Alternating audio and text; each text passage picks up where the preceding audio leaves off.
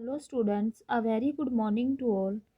In this video, we will going to start our exercise 7.3 which is based upon the percentage. Clear. जैसे 7.1 हमारी direct variation पे depend थी, 7.2 inverse variation पे, 7.3 है जो वो किसके रिलेटेड बेस्ड है, वो परसेंटेज के ऊपर बेस्ड है। ठीक है। सो स्टार्ट करने से पहले मैं कुछ बेसिक कंसेप्ट बताऊँ अगर आपको परसेंटेज का। वैसे आपको इतना तो पता ही होगा। जैसे मैं आपको बोलूँ कि आप 100 का 10% निकालो। ठीक है। 10% ऑफ 100 निकालो। अगर आपको बोला जाए कि आप 10% ऑफ 100 निकालो तो कैसे निकालोगे।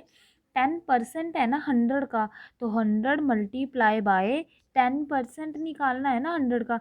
सो 10% हटा के हम हमेशा क्या लगाते हैं, नीचे 100। ठीक है, सबको याद रखना है।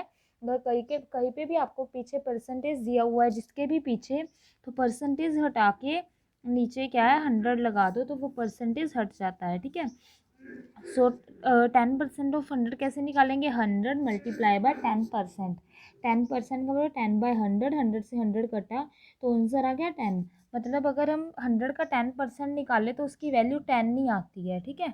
किसी का भी निकाल सकते हो, मैंने आपको एक एग्जांपल दिया है तो जस्ट। ठीक है। एक ये आपको किसी का भी परसेंटेज निकालना आना चाहिए। दूसरी बात, जैसे अगर मैं बोलूँ आपका एक टेस्ट हुआ है, टेस्ट टोटल 10 मार्क्स का था। ठीक है। आपके 10 में से 5 मार्क्स आए हैं। ठीक है। आपने 10 में से 5 मार्क्स गेट किए हैं, तो मैं बोलूँ आप मुझे परसेंटेज निकाल के दिखाओ कि आपने कितने परसेंट मार्क्स गेन किए हैं। तो कैसे निकालने होते हैं, हमेशा ऊपर जो हमारे ऑब्टेन मार्क्स आए हैं वो रखो, नीचे टोटल मार्क्स रखो, मल्टीप्लाई बाय 100 कर दो तो वो आपकी परसेंटेज निकल जाती है। ठीक है। कभी भी आपने अगर खुद के भी मार्क्स की परसेंटेज निकालनी हो तो कैसे निकालनी है, ऊपर ऑब्टेन मार्क्स, नीचे टोटल मार्क्स, मल्टीप्लाई बाय 100। तो ऑब्टेन कितने ऑब्टेन किए हैं, 5, तो 5 बाय टोटल मार्क्स कितने हैं 10, मल्टीप्लाई बाय 100। ठीक है। 0 से 0 गई तो 5 को 10 से मल्टीप्लाई किया 50। मतलब आपने क्या है, 10 में से तो आपके 5 मार्क्स है। अगर परसेंटेज पूछूँ तो आप बोलोगे मेरे 50% मार्क्स आए हैं, मतलब हाफ मार्क्स आ गए। 10 में से 5 आया ना, मतलब 50% मार्क्स आपने क्या है गेन किए हैं। तो किसी भी चीज़ की परसेंटेज इस फॉर्मूले से निकालनी है। ठीक है। तो चलते हैं हमारी एक्सरसाइज के ऊपर। ठीक है, कैसे करनी है हमने सारी इन्हीं चीज़ों के ऊपर बेस्ड है। थोड़ा स्टेटमेंट्स को ध्यान से पढ़ना है और कुछ नहीं है। ठीक है। तो फर्स्ट क्वेश्चन पे चलते हैं। फर्स्ट क्वेश्चन क्या है, the price of certain article. कोई सर्टन आर्टिकल है, उसकी प्राइस इंक्रीज फ्रॉम 1250 टू 2000। कोई आर्टिकल है उसकी प्राइस इंक्रीज हो रही है, पहले 1250 थी, देन इंक्रीज होने के बाद 2000 हो गई। ठीक है।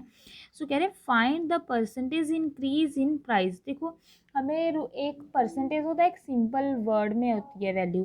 जैसे 1250 से 2000 बढ़ी है, तो अगर मैं बात करूँ ये मेरी नियर अबाउट 500 850 रुपये बढ़ी है ना। अगर हम पैसों में बात करें, 850 11 12, नहीं नहीं 750 हुई। ठीक है, सॉरी।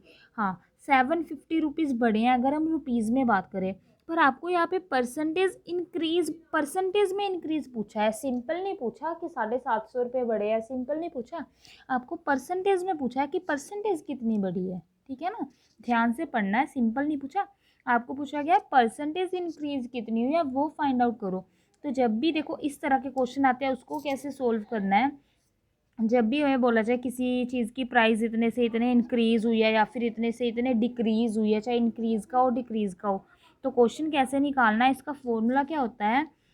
जो भी आपकी यहाँ पे इंक्रीज़ हुई है ना, तो इंक्रीज़ प्राइस।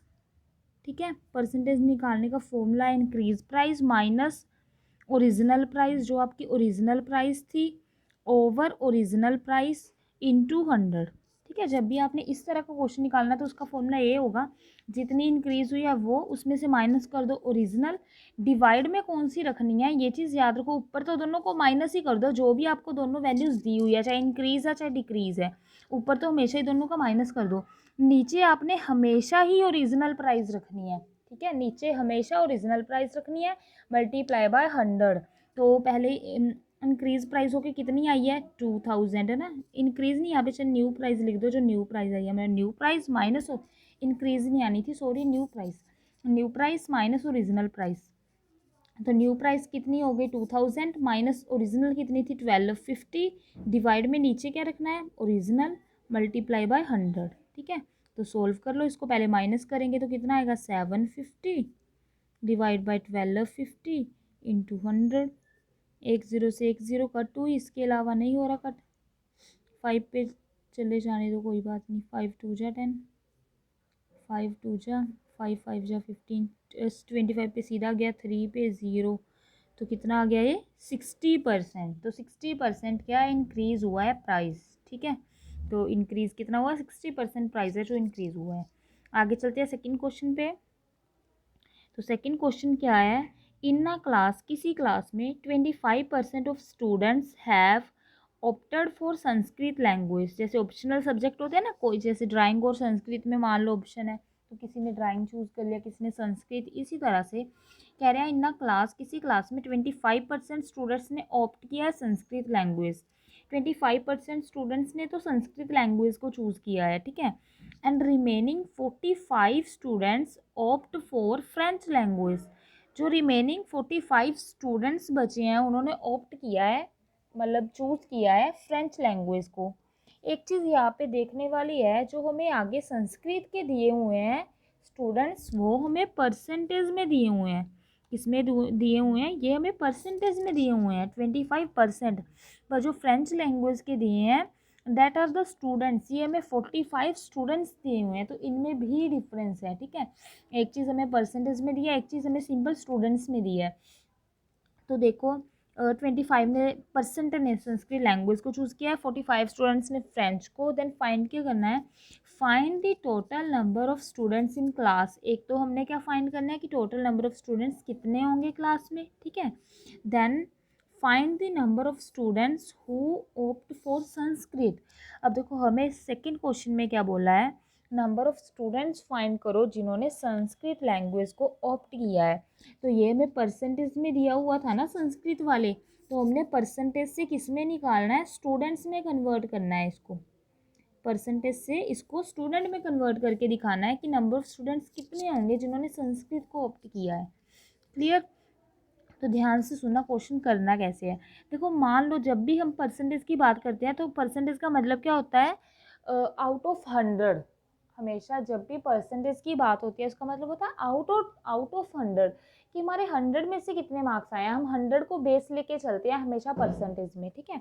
हम 100 में कन्वर्ट कर देते हैं, कोई भी मार्क्स है 10 में से है, 10 में से आए हैं एक्चुअली में हमारे पर, हम उसको 100 में कन्वर्ट कर देते हैं, दैट इज़ द परसेंटेज। मान लो आपके 50 में से मार्क्स आए हैं पर हमने उसको 100 में कन्वर्ट कर दिया, दैट इज़ द परसेंटेज। तो हमेशा मतलब जो भी चीज़ हमें परसेंटेज में दी होती है मतलब वो 100 में से बात की जा रही है।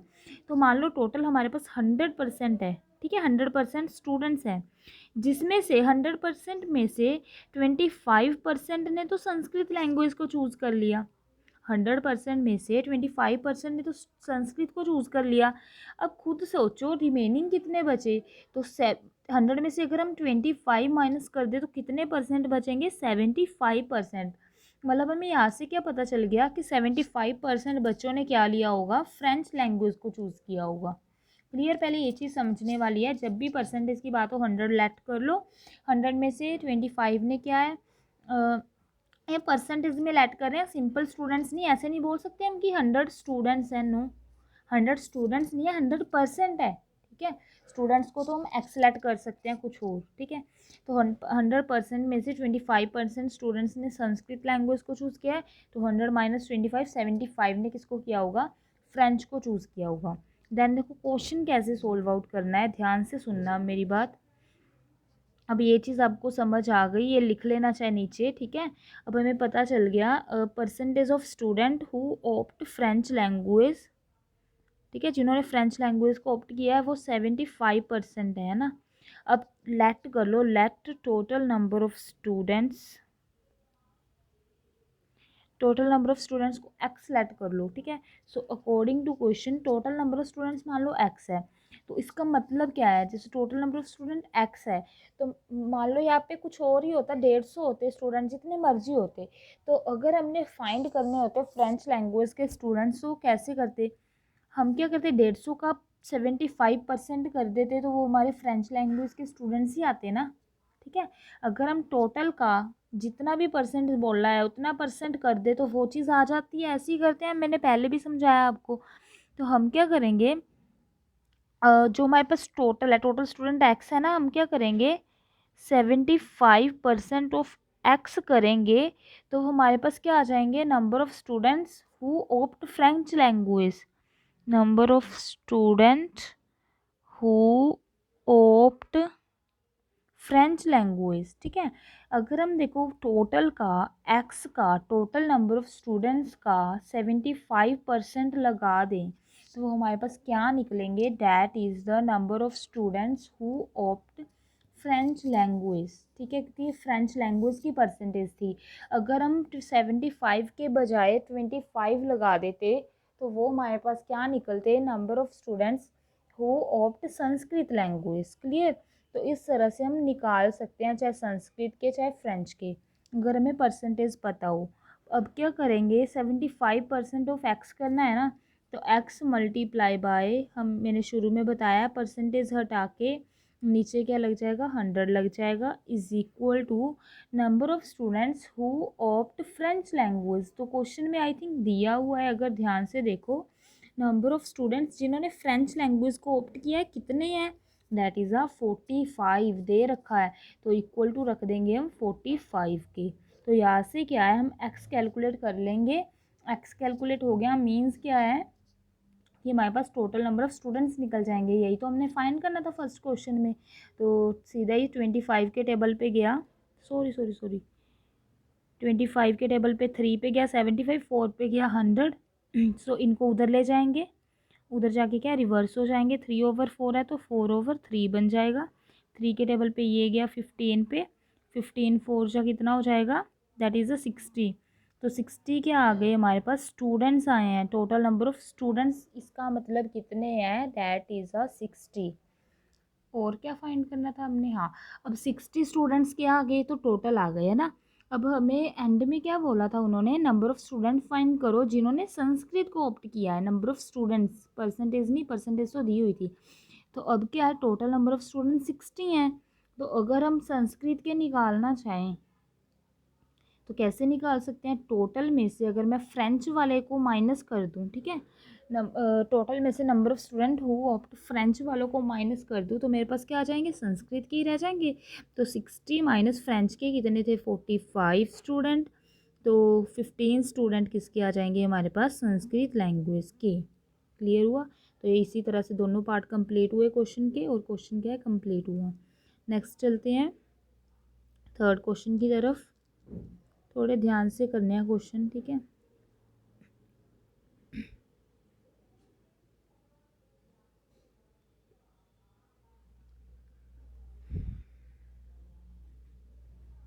चलो आगे क्या है, Rahul score 35 marks out of 40 in first term exam.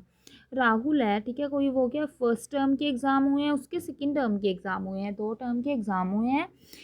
First term में तो वो 40 में से 35%, 40 में से 35 मार्क्स ले रहा है। सेकंड टर्म 80 का है और वो 80 में से 72 मार्क्स ले रहा है। तो हमें पूछा है, ये मार्क्स दिए हुए हैं, नोट द परसेंटेज। आगे पूछा है, in which term did he get a higher percentage of marks, कि दोनों टर्म्स में से उसकी परसेंटेज, हाई परसेंटेज है वो किस में से हाई होगी। ठीक है, तो मार्क्स की परसेंटेज है वो किस में हाई होगी, ज़्यादा मार्क्स, ज़्यादा परसेंटेज मार्क्स उसने किस टर्म में लिए हैं। तो परसेंटेज मार्क्स पूछा ना किस में हाई हैं, तो सबसे पहले हमारे जो मार्क्स दिए हुए हैं उनको हम कन्वर्ट कर लेंगे किस में, परसेंटेज में। पहले तो फर्स्ट टर्म के भी परसेंटेज निकाल लो, सेकंड टर्म की भी परसेंटेज निकाल लो, दोनों की परसेंटेज निकल जाएगी। देन दोनों को कंपेयर कर लो कौन सी ज़्यादा है, तो उसी में से ज़्यादा मार्क्स होंगे। ठीक है, तो परसेंटेज निकालना तो आपको मैंने बताया ही है। पहले क्या है, फर्स्ट टर्म एग्ज़ाम, ठीक है, तो परसेंटेज अगर मैं निकालूं तो कितने आए हैं उसके 40 में से 35। तो मैंने आपको बताया था फॉर्मूला लिख लेना यहाँ पे, obtain marks over total marks multiply by 100। तो ऑब्टेन 35 की हैं, टोटल 40 थे, इंटू 100। 0 से 0 कैंसिल हो गई, 2 2 जा 2 5 जा, देन नहीं जा रहा है, 5 जा 25, 2 16, सर ठीक है। कितना आएगा, 2 8 जा 16, हाँ 1527 जा 0.5, नियर अबाउट 87.5% बनेगी। ठीक है, ऐसी सेकेंड टर्म की निकाल लो। सेकेंड टर्म में भी सेम फॉर्मूला लगाओगे। तो ऑब्टेन 72 थे, टोटल 80 थे, मल्टीप्लाई बाय 100, तो 0 से 0 गई। देन 8 के टेबल पे सीधे 8 9 जा 72, तो यहाँ से कितने निकले हैं, 90% निकले हैं। तो ऑब्वियसली जो सेकंड टर्म है, सेकंड टर्म में 90% है, फर्स्ट टर्म में 87 थे। तो आंसर क्या आ जाएगा, हाँ 90% मार्क्स हैं जो सेकंड टर्म के, it has a higher percentage of marks, तो ये आ जाएंगे हायर परसेंटेज। ठीक है, नेक्स्ट चलते हैं फोर्थ क्वेश्चन पे। इजी क्वेश्चन था, थर्ड तो काफ़ी ज़्यादा।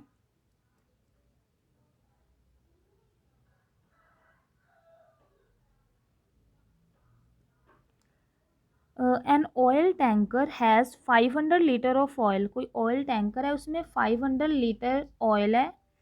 इन मिशैप, मतलब कोई मिस्टेक हो गई, मिसशैप को मिस्टेक भी बोल सकते हैं। ठीक है, इन मिशैप कोई दुर्घटना भी बोल सकते हो। ठीक है, 180 litre of oil was spilled, spilled होता है ख़राब हो जाना, ठीक है, मतलब वेस्ट हो जाना।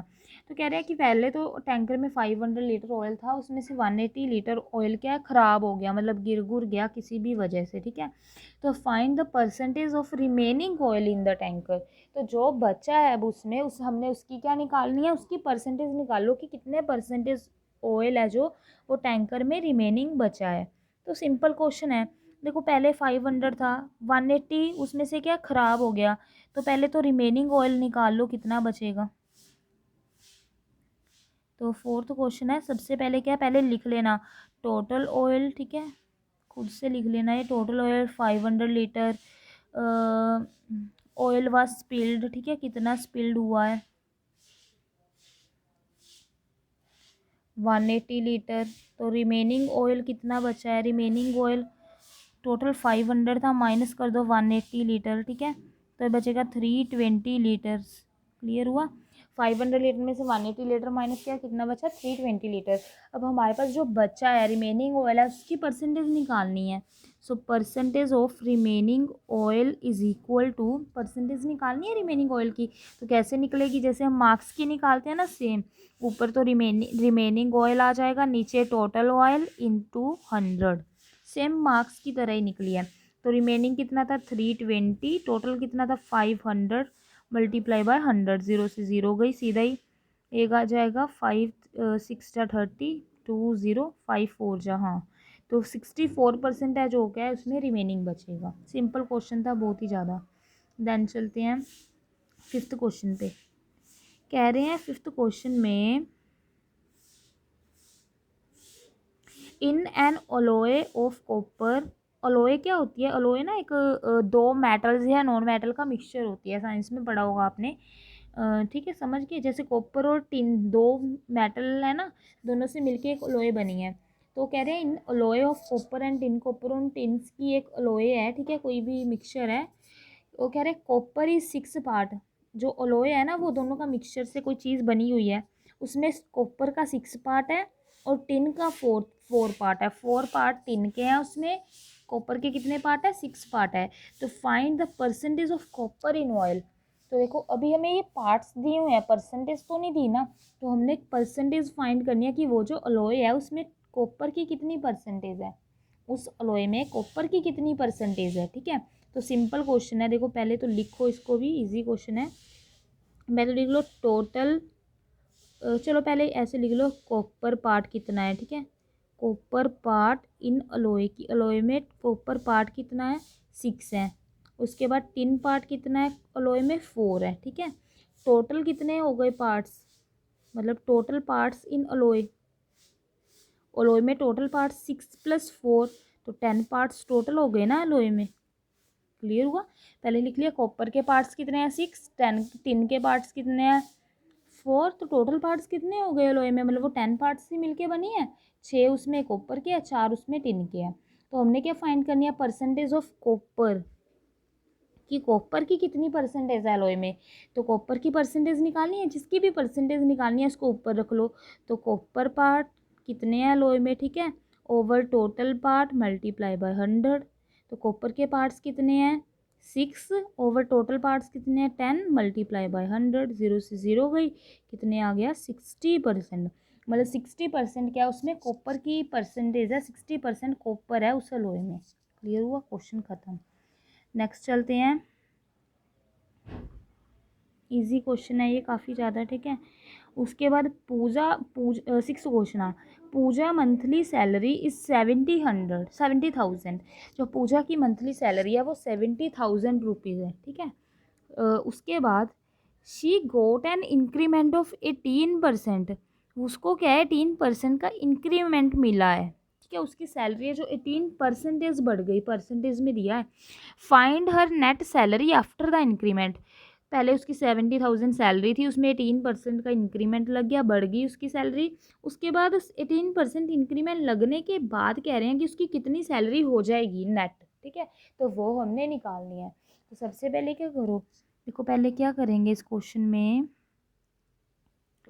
6 क्वेश्चन है। सबसे पहले लिख लो पूजा मंथली सैलरी कितनी है 70,000 रुपीज़, लिख लेना ये, Pooja's monthly salary is equal to rupees 70,000। तो इंक्रीमेंट कितना हुआ है 18% का इंक्रीमेंट हुआ है ना। तो सबसे पहले 18% की वैल्यू निकालेंगे, ये हमें परसेंटेज में दिया है कि 18% बढ़ी है, बट टोटल रुपीज़ में कितनी बढ़ी है वो तो नहीं पता। पहले हम ये फाइंड आउट करेंगे कि रुपीज़ में कितने आएंगे, 18% रुपीज़ में कितना आएगा, कि रुपीज़ में कितनी उसकी सैलरी बढ़ी है। तो हम क्या निकालेंगे पहले, सबसे पहले तो 18% निकालेंगे ऑफ टोटल सैलरी, ठीक है। टोटल सैलरी का 18%, मतलब क्या इसका 18% ऑफ टोटल सैलरी कितनी है 70,000 है ना, ये निकालेंगे सबसे पहले तो। क्लियर, ये वैसी है, नीचे मैंने लाइन वैसी लगाई है, इक्वल टू लिख लो। 18% निकालना है पहले 70,000 का, तो 70,000 इंटू 18/100, परसेंटेज हटा के 0 से 0 गई, 18 को मल्टीप्लाई कर लो से इससे जितना भी आ गया आपका, ठीक है, 0 0 6 5 12, आई थिंक इतना आएगा 12,600 बनेंगे, ठीक है। सो इतने रुपीज़ बन गए। तो मतलब 18% कितना आता है, अगर हम 70,000 का निकाले तो इतना, मतलब उसकी इतनी सैलरी बढ़ी है, ठीक है। 18% बढ़ा है ना, तो मतलब इतनी सैलरी बढ़ी है। अब ये बढ़ी किस में है, पहले जितनी थी उसमें ही ऐड होंगे ना, 18% इतना है, तो उसकी न्यू सैलरी कितनी आ जाएगी, ओल्ड सैलरी प्लस क्या है 18% इंक्रीमेंट, जो न्यू सैलरी है वो ओल्ड सैलरी में ही ऐड होगा। ओल्ड सैलरी कितनी थी 70,000 प्लस 18% इंक्रीमेंट की वैल्यू कितनी है ये 12,600, दोनों को प्लस कर दो, यहाँ पे रुपीज़ में आपका क्या आंसर आ जाएगा। क्लियर, तो ये क्वेश्चन हो गया इस तरह से। देन चलते हैं 7th क्वेश्चन पे। Mister Verma receive 25,000 as a monthly rent, कोई मिस्टर वर्मा है वो 25,000 उसको मंथली रेंट पड़ रहा है, ठीक है, मिल रहा है। उसने मान लो अपने घर गुर दिए होंगे रेंट पे, उसको कितना रेंट आता है, उसको मंथ का 25,000 रेंट आता है, ठीक है। मिस्टर वर्मा को रिसीव है ना, वो रिसीव करता है तो उसको आता है 25,000 उसको रेंट आता है, ठीक है, मंथ का। कह रहे हैं उसमें से वो 20% किस में खर्च करता है, ही स्पेंड, है ना। स्पेंड का मतलब क्या होता है, खर्च करना। तो वो उसमें से खर्च कर देता है 20% न्यू फर्नीचर के ऊपर, ठीक है। 25% किस पे, वाइट वॉशिंग, वाइट वॉशिंग होता है पेंट वगैरह, ठीक है।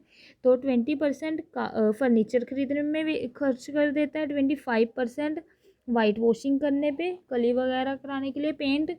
तो कह रहे हैं find the money he was left with, तो कह रहे हैं इस पे खर्च करने के बाद, फर्नीचर और वाइट वॉशिंग पे खर्च करने के बाद उसके बाद कितनी मनी लेफ्ट रह जाएगी, ठीक है। तो देखो वो 20%, देखो कैसे करना है क्वेश्चन को, समझो ध्यान से। सेवंथ क्वेश्चन है सबसे पहले तो total rent receive by mister Verma. तो टोटल रेंट कितना रिसीव कर रहा है मिस्टर वर्मा? ₹25,000। ठीक है, तो कितना रेंट रिसीव कर रहा है वो? टोटल ₹25,000।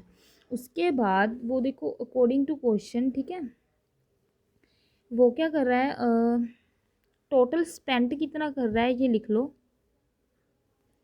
एक तो टोटल स्पेंड में वो 20% खर्च कर रहा है फर्नीचर के ऊपर, है ना, ऑन फर्नीचर के ऊपर, प्लस और कितना 25% कर रहा है वो खर्च किस पे? वाइट वॉशिंग के ऊपर। तो अगर मैं टोटल स्पेंड निकालूँ, टोटल उसका खर्च निकालूँ, तो वो 45% ही खर्च कर रहा है ना टोटल सैलरी का। 20% वो फर्नीचर के ऊपर लगा रहा है, 25% वाइट वॉशिंग के ऊपर लगा रहा है, तो खर्च कितना कर रहा है? 45%। वो क्या है? Total salary, 45% of total salary वो क्या खर्च कर रहा है ना। तो ये तो उसने खर्च कर दिया, पर हमने निकालना क्या है? उसके बाद उसके पास कितनी मनी लेफ्ट है, कितनी बची है। तो अगर वो ध्यान से सुनो, अगर मान लो टोटल जो उसका रेंट है वो 100% उसके पास आ रहा है परसेंटेज में, ठीक है, ध्यान से सुनो, अगर 100% उसके पास रेंट आ रहा है, उसमें से वो 45% क्या स्पेंड करी जा रहा है, खर्च कर रहा है, तो उसके पास बचेंगे कितने? 100 में से 45 माइनस किए तो उसके पास 55, तो उसके पास 55% क्या उसके पास रिमेनिंग ही बचेगा ना। 55% उसके पास लेफ्ट बच जाएगी सैलरी उसकी। क्लियर हुआ? टोटल स्पेंड वो 45% कर रहा था, 100 में से 45 माइनस करे तो 55 क्या है, इसका मतलब उसके पास बचेगी सैलरी। तो यही उन्होंने निकालने के लिए बोला है कि उसके पास कितनी सैलरी बच जाएगी, सैलरी नहीं, कितना रेंट बच जाएगा, ठीक है, उसके कितनी मनी लेफ्ट रह जाएगी, कितनी बच जाएगी। तो वो निकालने के लिए क्या करेंगे, पहले लिख लो मनी ही वाज लेफ्ट, किसके पास कितनी बचेगी, इक्वल टू किसके आके ऐसे निकलेगी 55% ऑफ टोटल रेंट।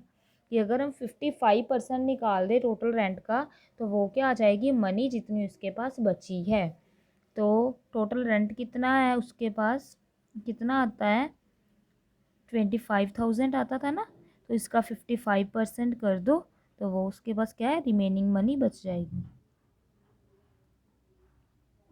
0 से 0 कटी, इनको मल्टीप्लाई करके यहाँ पे क्या है आपका रुपीज़ में आंसर आ जाएगा, कितने जो उसके पास क्या है इतने पैसे बच जाते हैं बाद में।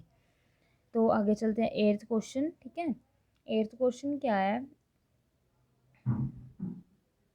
8th तो इजी है बिल्कुल ही क्वेश्चन, ठीक है। इन अ गार्डन, किसी गार्डन में, इन अ गार्डन विद 80 ट्रीज, किसी गार्डन में 80 ट्रीज हैं, उसमें से 15% गावा के ट्री हैं, 20% मैंगो ट्री हैं, and rest are the oranges tree, orange tree. जो देखो ध्यान से सुनो, टोटल ट्रीज बताए हैं, एक तो 80 ट्री हैं, उसके बाद परसेंटेज बताइए कि 15% गावा के ट्री हैं, 20% मैंगो के ट्री हैं, जो बच्चे हैं वो किसके हैं? ऑरेंज के हैं, ठीक है। तो फाइंड करने हैं हमने क्या? नंबर ऑफ ऑरेंजेस ही तो हमने फाइंड करने की, ऑरेंज ट्री के कितने पेड़ होंगे, कितने ट्रीज होंगे, ये हमने फाइंड करना है। तो कैसे करेंगे देखो, पहले ध्यान से क्वेश्चन को, सबसे पहले लिख लो टोटल ट्रीज, टोटल ट्रीज कितने हैं? 80 हैं, ठीक है। उसके बाद गावा के कितने हैं? 15% हैं। मैंगो के कितने हैं? 20% है ना। अगर टोटल निकाले गावा प्लस मैंगो कितने आ जाएंगे? 20 + 15 35% आ जाएगा। अब ध्यान से सुनो, अब देखो मान लो परसेंटेज की बात हो रही है ना, तो परसेंटेज ही लेट कर लो। मान लो टोटल 100% है, ठीक है, उसमें से 100% में से 35 क्या है? 35% गावा और मैंगो के हैं, है ना। और उन्होंने बोला हुआ है क्वेश्चन में, and rest are orange tree, जो बचेंगे वो किसके हैं? रेस्ट का मतलब बचे हुए, जो बचे हुए हैं वो किसके हैं? वो ऑरेंज के हैं। तो 100 में से 35% तो गावा और मैंगो के हैं, तो बचे कितने? 100 में से 35 माइनस कर दे तो 65% बचेंगे ना। तो 65% मतलब किसके हैं? That are the orange tree. 65% किसके बचेंगे, that are the orange trees बचेंगे। तो यही हमने फाइंड करनी है कि कितने। अब ये परसेंटेज में तो हमारे पास आ गया कि 65% ऑरेंज ट्री है, पर हमने फाइंड करने के लिए बोला है number of orange tree, not the percentage. तो नंबर ऑफ ऑरेंज ट्री निकालने हैं तो कैसे निकलेंगे,